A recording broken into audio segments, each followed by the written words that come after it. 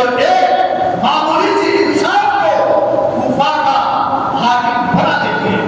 اب اللہ کی مشیت کام کری اس کے پیچھے، اور اس نے چند ہی دن میں لوگوں کی تائید کے ذریعے سے پورے کوفہ کا ایک حکمران بن گیا۔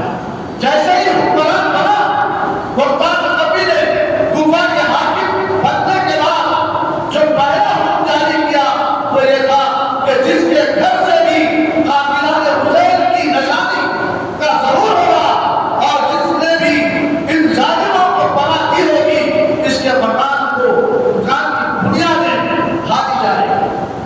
مختار نبی نے کیا کہا؟ جیسے ہی حکومت سنبھالی تو فوری اعلان کر دیا۔ کیا اعلان کیا؟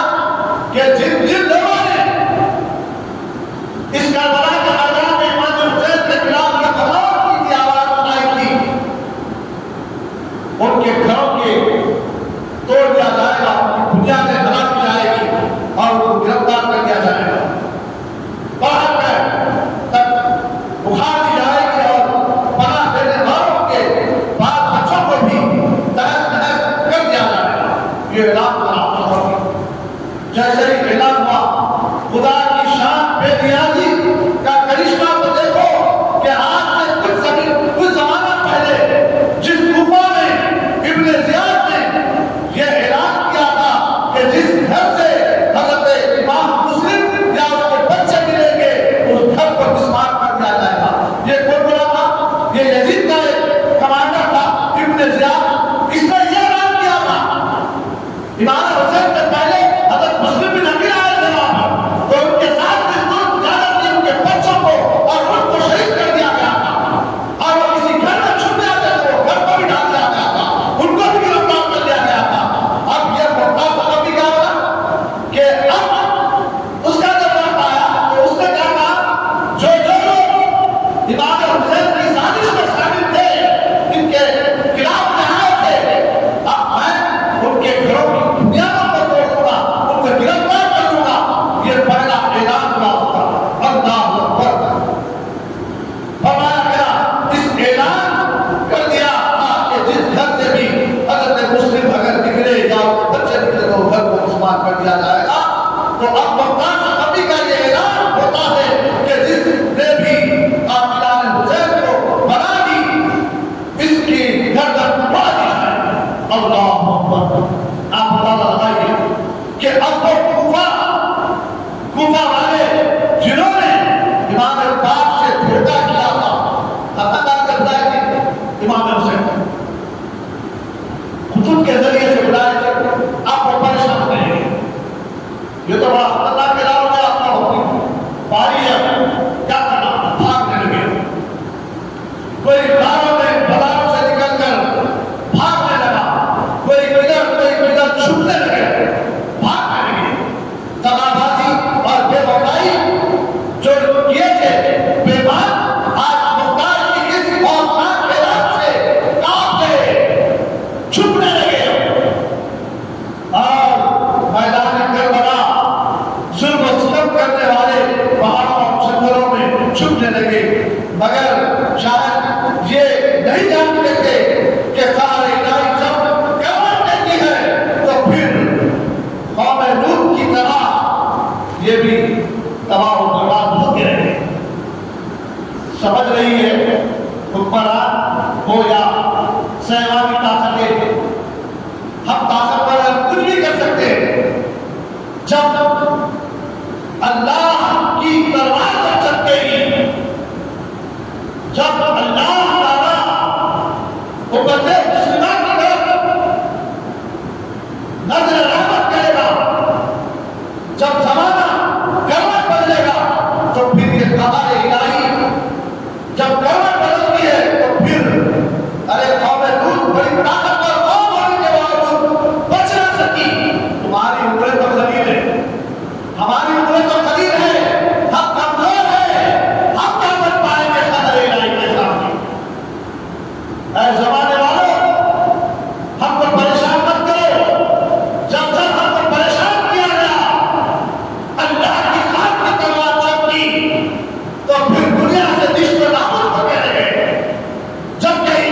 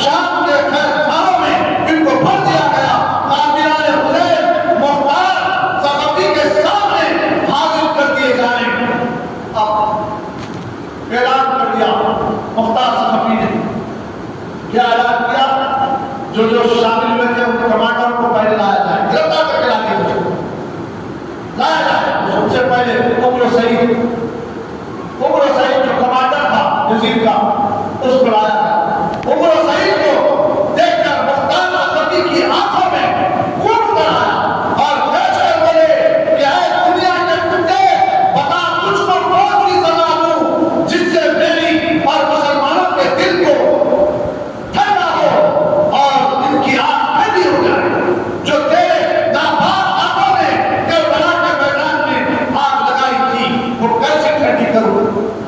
یہ تیری یہ قسم کا اندر چھوڑو چلنا انبرا ہے مختار بولے یہ تو ایسا کہا ہے کربلا میں، اس کو کیا کروں بول کے بولے عمر سعید نے ہاتھ چھوڑ کر التجا کی کہ میں بے قصور ہوں اور میں یزید اور ابن زیاد کے حکم سے آگے مجبور تھا، مجھ پر رحم کرو۔ اب رحم کی بھیک مانگتا مختار صاحب میدان کربلا میں وہ حالات خراب کیا۔ اب یہاں پر مختار کے سامنے یہ عمر سعید بھیک مانگ رہا ہے، اس کی گفتگو سے اور بھی بھڑک اٹھے اور کہا کہ تیرا آقا حسین کتنا بڑا بہادر تھا کہ جس نے اپنی آنکھوں کے سامنے تیرے ظلم کو دیکھا، مگر پھر بھی اس نے تیرے آگے رحم کی درخواست نہیں کی اور پھر حکم دیا کہ اس کا بیٹا حبس کو لایا جائے اور عمر سعید کے سامنے اس کے بیٹے کی گردن اڑا، اس کے بیٹے کی گردن پتھر سے جدا کر دیا گیا تاکہ ظالم عمر سعید کو معلوم ہو جائے کہ علی اکبر کے لاشن کو تڑپتا ہوا دیکھ کر امام حسین کے دل میں کیا ہوا ہوگا، اس کا بھی پتہ چل جائے۔ اس کے بیٹے کو لا کر اس کو کھڑا کیا گیا، اس کے بیٹے کے سامنے اس کا گردن مار دی گئی، لاش تڑپتی پھڑکتی زمین پہ گری، تڑپ رہا ہے عمر سعید، میرے کو بچا دو، میرے کو بچا دو۔ ایک باپ کے سامنے نوجوان جب بچے کی اوپر ظلم ہوتا ہے تو کیا حالت ہوتی ہے؟ تو وہاں پر مختار اشرفی نے کہا جب تم لوگ پورے مل کر علی اکبر پر حملہ تھے اور ان کے لاشوں پر روڈ سے ٹانگوں سے گزر رہے تھے تو امام حسین کا دل کیا بڑا ہوا، اپنے بیٹے کے بعد کیسا ہوا، آج ان کا دل کیا بڑا ہوا، کس دل لگا دل پر کیا گزری ہوگی۔ حکم کی تعمیر کی گئی اور عمر سعید کے بیٹے کو حبس کے لاشے کو اس کے آنکھوں کے سامنے لوٹتا چھوڑ دیا گیا اور عمر سعید رات بھر کی بھیک مانگ رہا تھا اور اس کو بھی جلادوں نے تلوار سے اس کی بھی گردن اڑا۔ یہ تھا عمر سعید کا حال۔ یہ کربلا کا سب سے بڑا کمانڈر تھا۔ پہلی مرتبہ مختار اشرفی نے اس کا اعلان کیا۔ اب آئیے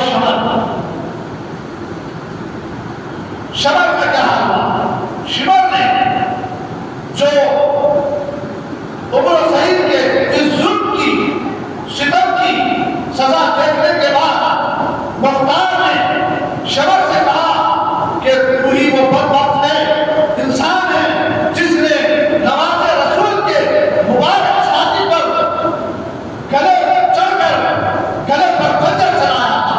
یہ کون تھا؟ شمر۔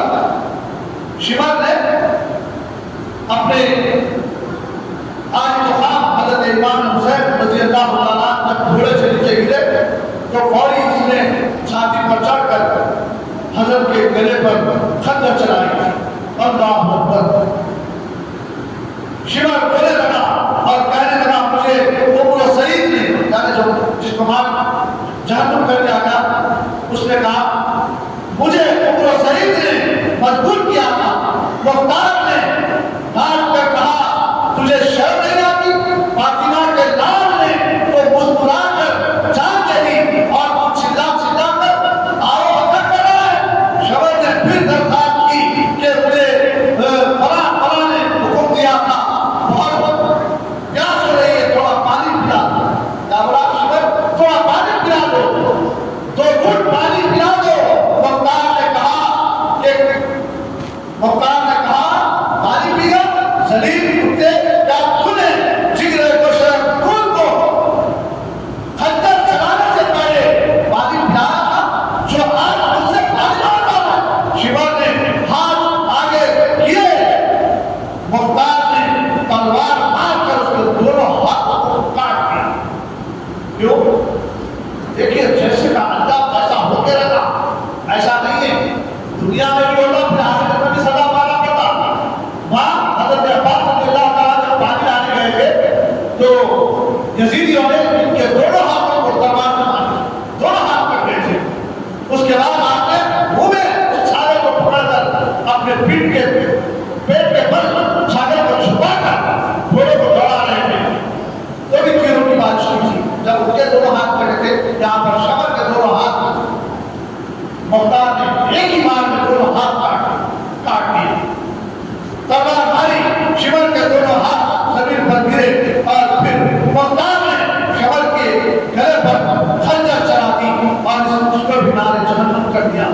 بھی ایک کمانڈر تھا جو کربلا میں تھا. اور سامعین اس طریقے سے بات بڑھی. اب ایک ایک کی باری یہاں پر ہوتی جا رہی ہے. تو چلے گئے. اب گربل ہرمل کا انجام. ہرمل بھی ایک کمانڈر تھا اسی کربلا. ہرمل بھی ایک کمانڈر تھا جس نے امام علی مقام رضی اللہ عنہ کے قافلے کا معاملے میں بہت کارنامے کیا تھا. اس نے بھی کہ بتایا جاتا ہے کہ شمر کو اس کے لیے اس کے سامنے سب کا انجام سامنے کھڑا کر کیا جا رہا ہے. شمر کے بعد اس کے لیے سزا دینے کے بعد مختار نے ہرمل سے کہا کہ کیا تو بھی وہ شدید دل ہے یعنی سخت دل ہے انسان ہے جس نے امام پاک کے چھوڑی میں علی افضل پر تیر چلایا تھا. اس نے ان لوگوں نے یزید کے دربار میں جا کر بول کے ناماریے دے دو. میں سب سے پہلے علی افضل پر تیر کھیلے میں چلایا تھا. میں امام حسین سے پہلے تیر چلایا تھا. میں ایسا کرا تھا میں ویسا کرا تھا. مجھے انعام حاصل کے تیر ہو. اب یہاں پر مختار سب پر گرفتار کر دیا. اب ایک ایک کو بتاتے ہوئے ان کا سامنے لا رہا ہے. علی افضل کے گلے پہ دوئی لڑکی مارا تھا. کہا مارا تھا اور میرے سامنے کھڑا ہوا. اور مختار نے فوجوں کو حکم دیا کہ اس پر تیروں کی بارش کی جائے. بیچ میں کھڑا کر دیا گیا. 100 طرف سے اس کے اوپر تیر برسائے. تو نے ایک تیر چلایا علی افضل کو گلے پہ. اب دیکھ تیر کھانے کا انجام کیا ہوتا ہے. کھڑا کر دیا گیا اور 100 طرف سے فوجوں کو حکم دے دیا گیا. اور آخری میں جو تیر حلق کے آر پار بیچ کے مار دیا گیا ہے اور یہ بتایا جہنم ہو گیا. اب خولی کی سزا کیا ہے. ہرمل کے لڑکا ابھی زمین پہ تڑپ بھی رہا تھا کہ خولی کو لایا گیا. خولی کو دیکھ کر مختار کا خون کھول گیا. آنکھوں غضب سے لال سرخ ہو گئی اور گرج کر بولا کہ یہ ہے وہ سنگ دل اور دشمن خدا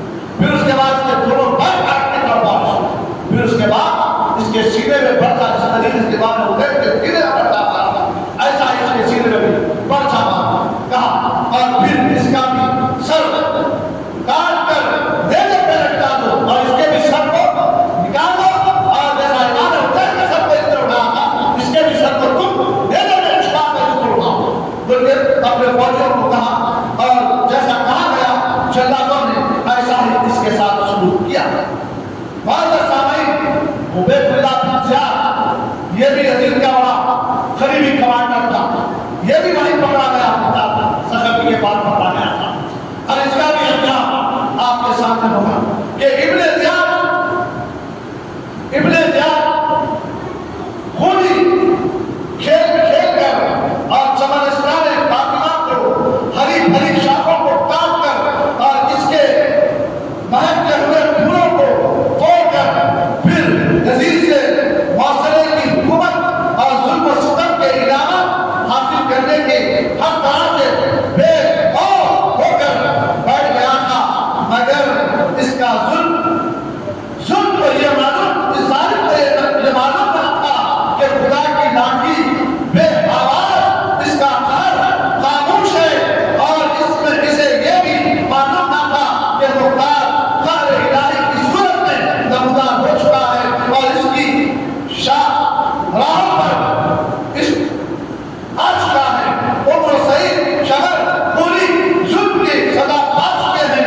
مختار ثقفی نے ابراہیم مالک اشتیاق کو حکم دیا کہ اس کا کمانڈر تھا مختار ثقفی کا، حکم دیا کہ ایک بھاری فوج کے ساتھ ابن زیاد پر حملہ کیا جائے اور اس کو بھی زندہ یا مردہ سامنے پیش کیا جائے۔ اب یہ حکمران تھا جو رائی کی حکومت پہ حاصل کر چکا تھا، تو اپنی ایک فوج کے دستے کو بھیجا، ثقفی نے جاؤ اس کو پکڑ کے لاؤ، بھیجا گیا۔ چنانچہ ابراہیم بن مالک اشتری نے ابن زیاد پر حملہ کیا، اگرچہ کہ اس کے بعد ساز و سامان کم تھا، حق کے لیے جو آواز اٹھاتا تھا، اس کے بعد کچھ بھی نہیں لگا، مگر کامیاب ہو جاتا۔ آپ اسلام کی پوری تاریخ دیکھیں گے کہ جتنے بھی اسلامی جنگیں ہوئی، اس کے اندر انسان کوانٹٹی میں تھے، صحابہ کوانٹٹی میں تھے، مگر بغیر کے فتح حاصل کیے تھے۔ آپ دیکھیں گے تاریخ پڑھیں گے تو ہندوستان کی بھی تاریخ اگر دیکھیں گے تو فاتح جو سب سے پہلے فاتح ہندوستان پہ کرنے والے جو کہ مختصر فوج لے کے آئے، کوئی زیادہ فوج نہیں تھی ان کے پاس۔ خواجہ نادران ہندر نبی کے حکم سے جب ہندوستان پہ حملہ کیا تو مختصر فوجوں کے ساتھ حملہ کیا اور کامیابی کے ساتھ وہ آگے بڑھ رہا تھا۔ تو بہت سے سامنے حق کے لیے جو آواز ہوتی ہے، غیر ہوتی ہے، اس میں تکلیفیں ہوتی ہیں، مگر حق بلند ہوتے رہتا ہے۔ بہت سے سامنے بہت بڑی تھی، مگر چونکہ قدرت ان کے ساتھ تھی اور بخش قدرت یہی تھا کہ قاتلان حسین کو ان کے ظلم و ستم کی پوری سزا ملے۔ اسی لیے زیادہ فوج رکھنے کے باوجود، ساز و سامان کے باوجود، مقام پہ ہونے کے باوجود عبید اللہ بن زیاد شکست کھایا اور ابراہیم بن مالک کے ہاتھوں گرفتار ہوا۔ صرف گرفتار ہی نہیں ہوا بلکہ مارا گیا، خود میدان میں آیا اور ابراہیم کے ہاتھوں قتل کیا گیا، اور پھر اس کا سر بھی نیزے پر چڑھا کر کوفہ کے میدانوں سے ہوتے ہوئے مختار ثقفی کے سامنے لایا گیا۔ یزید کے اس فوجی افسر کو قتل کرنے کے بعد مختار ثقفی نے حکم دیا کہ اب ہر وہ شخص کو لایا جائے۔ یہ کمانڈروں کو قتل کرنے کے بعد جو فوج کی عام فوج اب اس کو لایا گیا، میدان میں کیا بنا کر رکھا، سب کا خاتمہ کر دیا مختار ثقفی نے۔ اتنے لوگ اللہ اکبر فرمایا گیا کہ 70,000 لوگوں کو مختار ثقفی نے نعرے چکر کر دیا۔ جو جس کے پاس ذرا شبہ ہوگا کہ امام حسین کے اس تحریک میں شامل نہ ہو کے بعد ہوا تو یہ فنش کر دینا۔ عمر و سعید کے ساتھ ساتھ اس کی بھی قتل کر دیا گیا، اور نیل فرد کے قبضہ کرنے والے کے لاشوں کو بھی اوپر گھوڑے دوڑائے گئے۔ نیل فرد کے جو فوجیاں تھے نا، ان کو بھی لایا گیا، ان کو بھی قتل کیا گیا،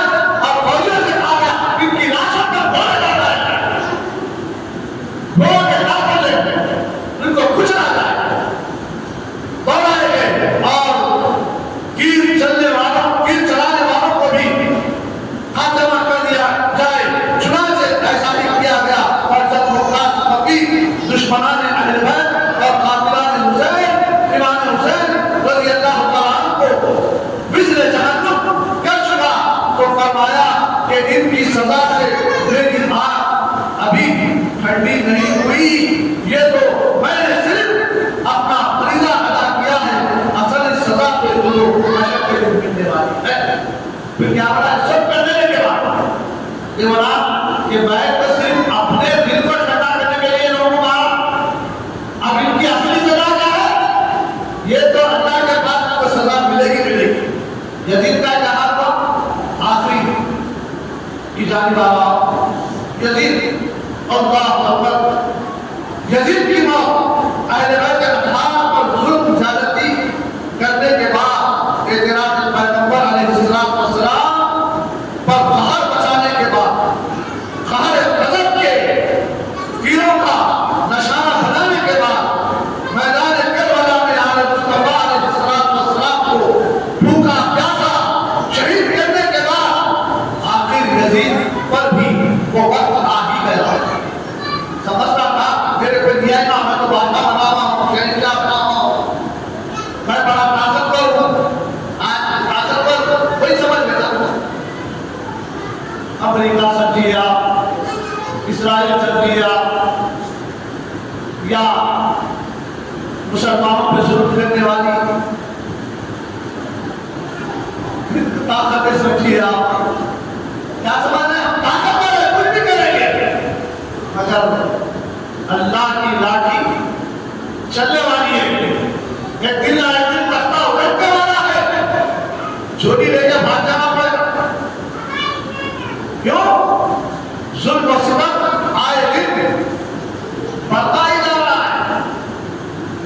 ہمیں پاس تاریخ ہے مسلمانوں کے پاس، جو ظالم ہوتا ہے صبر کرنے والا جب تک صبر کرتا ہے، صبر کا پیمانہ عاجز ہو جاتا ہے تو پھر یہ عمل کی طرف آتا ہے، جب عمل کی طرف آتا ہے تو رب کا قہر ظالموں کے اوپر برسنا شروع کرتا ہے۔ اور سامعین آپ اندازہ لگائیے، یزید سمجھتا تھا کہ میں بڑا طاقتور ہوں، میں سپر پاور ہوں، میرے کو کوئی کچھ نہیں کر سکتے۔ حقیقت بھی ایسی ہی ہے کہ یزید سے جنگ چنار نہیں ہوا، مگر اللہ کا غضب یزید پر ایسا برسا کہ وہ مولج کی بیماری میں مبتلا ہو گیا۔ ایسی خطرناک بیماری ہے یہ کہ اللہ اکبر کہ اگر پانی کا قطرہ بھی منہ میں ڈالے تو یہ قطرہ بھی پھنس پھنس کر جو نالی سے گزرتا ہے، اس نالی میں بے شمار تکلیف دیتا ہوا پیٹ میں اترتا ہے۔ روٹی کا اگر ٹکڑا ڈالتے اس کو نرم کر کے بھی ڈالتے یزید کے منہ میں تو پورے بدن کو کاٹتا ہوا چھینکتا ہوا اترتا تھا، چیز مارتا تھا، کھوپڑیاں مارتا تھا یزید۔ اور سامعین وقت اتنا نہیں کہ میں اس کے پورے حالات بیان کروں، بلکہ یزید کبھی اپنے سر پر دیواروں سے ٹکراتا، ایڑیاں لگاتا، شیشے کھوپڑیاں مارتا، ایک ایک پانی کا خطرہ اس کے حلق سے اترتا۔ اس کا یہ حال توق پر ایڑیاں کھس کھس کر مرا۔ جب مرا، مرنے سے پہلے ایک روایت میں ہے کہ یزید نے اپنے بیٹے معاویہ جو اپنے باپ کے نام پہ اپنے بچے کا نام رکھا تھا بلایا، بلا کے کہا بیٹا پتا نہیں میری بیماری میں مر جاؤں گا، یہ تخت ہے، یہ خلافت نامہ ہے، یہ فلاں ہے فلاں ہے، یہ لے اور تخت نشین ہو جا۔ تو بیٹے نے کہا ہرگز میں اس تخت پہ نہیں بیٹھ سکتا، اس تخت سے مجھے یسیر کربلا کی وہ آ رہی ہے، اس تخت سے مجھے آل رسول کی وہ آ رہی ہے، میں اس تخت پہ نہیں بیٹھ سکتا، ہرگز نہیں بیٹھ سکتا۔ اس نے نوبل کر دیا، کر دے کے چلے گیا۔ تو یزید کیڑیاں گھس گھس کر جب مر گیا تو اس کے حوالے میں امیر معاویہ کے پوتے کو، معاویہ کو، یزید کے بیٹے کو زبردستی خلافت پہ فائز کر دیا، حالانکہ یہ خلافت نہیں تھی، یہ حکمرانی تھی۔ خلافت تو امام حسن کے پاس ہی ختم ہو گئی تھی۔ اور سامعین، جب اس کو بٹھایا گیا حکومت پہ، جیسے ہی سیٹ پہ بیٹھا، شیخ مار کے اٹھا اور ایک کمرے میں جا کے بند ہو گیا، تو ایک رواج کے مطابق 4-5 دن کے بعد، ایک رواج کے مطابق 6-7 دن کے بعد اس کی لاش کے روپ سے باہر آئی۔ آپ اندازہ لگائیے کہ یہ ظالموں کا انجام ہے، اور ایک دن چاہے وہ بڑے پیمانے کا ظالم ہوگا، ظلم کرنا ہوگا قوموں پہ، تو اس کے ساتھ بڑا بھی ظلم ہوگا۔ اگر چھوٹے پیمانے پہ، اگر بستی کے لیول میں، یا گھر کے لیول میں، یا معاشرے کے لیول میں، یا دوستی کے لیول میں اگر کسی کے اوپر ظلم کرتے ہو، تو ظلم کا بدلہ پلٹ کے آنے والا ضرور ہے۔ ہمیں تاریخ بتا رہی ہے، چاہے آپ ظلم، اپنا تھوڑا، میری بات کڑوی لگے گی مگر حقائق پہ بلی ہوگی، آپ تسلیم کرنے پہ مجبور ہو جائیں گے، کیونکہ ہم اپنی اگر بہن بیٹیوں پہ کوئی ظلم کر رہا ہے تو صبر کے ساتھ، محبت کے ساتھ کوشش کرو کہ چھوڑنے کی، توڑنے کی کوشش مت کرو۔ اگر واقعی ظلم کے ساتھ اگر کوئی لیتا ہے، فنش کر دیتا ہے، تو ظلم کا انجام وہ باقی رہے گا۔ آپ کے آنکھوں کے سامنے دیکھیں گے، اور کئی ایسے میری عمر کے حساب سے میں نے کئی لوگوں کو دیکھا ہے، ظالموں کو، ان کا انجام بھی دیکھا ہے۔ شاید ہو سکتا ہے اس میں بیٹھے ہوئے کچھ لوگوں نے بھی دیکھا ہوگا کہ ظالم کا انجام بہت برا ہونے والا ہے، پھر وہ کیا رہے گا؟ رب کا وعدہ ہے، دنیا میں بھی ظالم کا انجام برا ہے، اور آخرت میں بھی ظالم کو سزا پہنچتی ہوگی۔ ظالم بچنے والا نہیں، یہاں پہ بھی سزا ہوگی، وہاں پہ بھی سزا ہوگی۔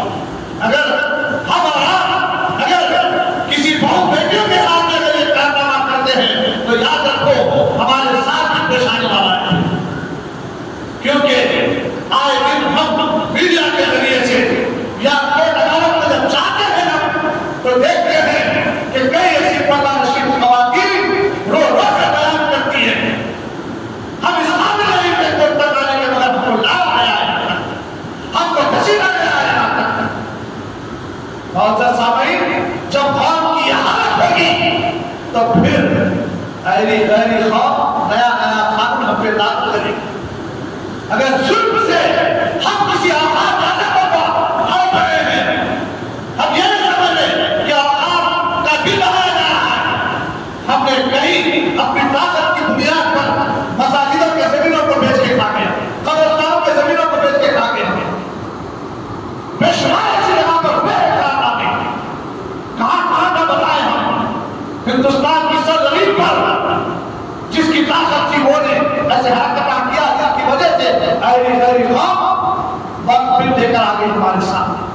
طلاق کا جو معاملہ ہو وہ کیوں نہیں کیا ہے؟ یہ ہماری ظلم و ڈالتیاں ہماری دو بیٹیوں پہ ہو رہے تھے، دیکھ کر یہ خاتمہ آگے بے شمار ایسے قانون جو شریعت کے خلاف آ رہے ہیں، جو ہم شریعت کے ماننے والے شریعت کے خلاف اپنی ذاتی زندگی میں حرکت کر گئے، جس کی وجہ سے حکومت کے ساتھ ملے ہوئے چیلوں نے موقع غنیمت ہاتھ آیا ہے ان کے، تو ان لوگوں نے مسلمانوں کے خلاف قانون ڈالنے لگے۔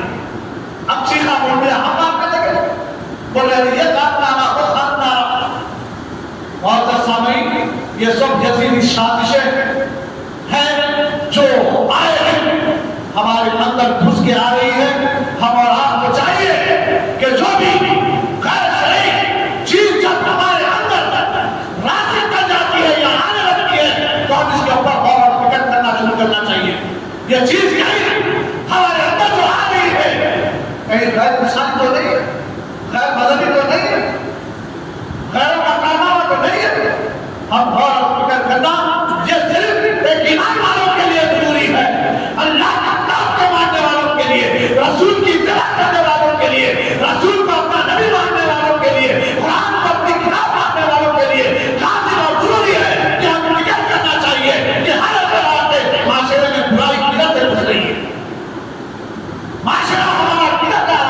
یہ غور و فکر کرنے کی ضرورت ہر وہ ذی عقل انسان کے لیے ضروری